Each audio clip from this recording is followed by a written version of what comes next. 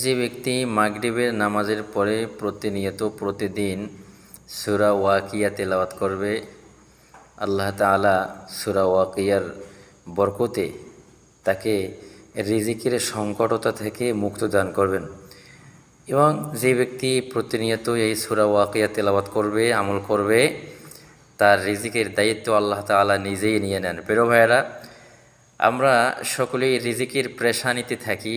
রিজিকের সংকটতা, রিজিকের যে কষ্ট, এইগুলি দূরীভূত করার জন্য সারা দিন, সারা রাত, সারাটা মাস, সারাটা বছর চেষ্টা করি রিজিকের কষ্ট যাতে করে দূর হয়।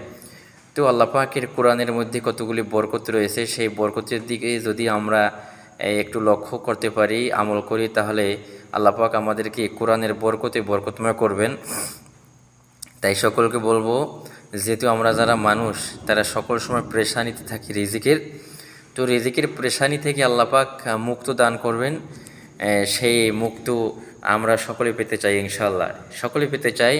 তো সেই মর্মে আমি বলবো যে সূরা পবিত্র কোরআনে পাকের এই যে সূরা ওয়াকিয়া, সেই ওয়াকিয়া সকলে তেলাওয়াত করবেন, আর বিশেষ করে এই কথাটি আমল করবেন, তাহলে আল্লাহ পাক আমাদের সকলকে রিজিকের প্রেশানি থেকে মুক্ত দান করবেন। আমিন।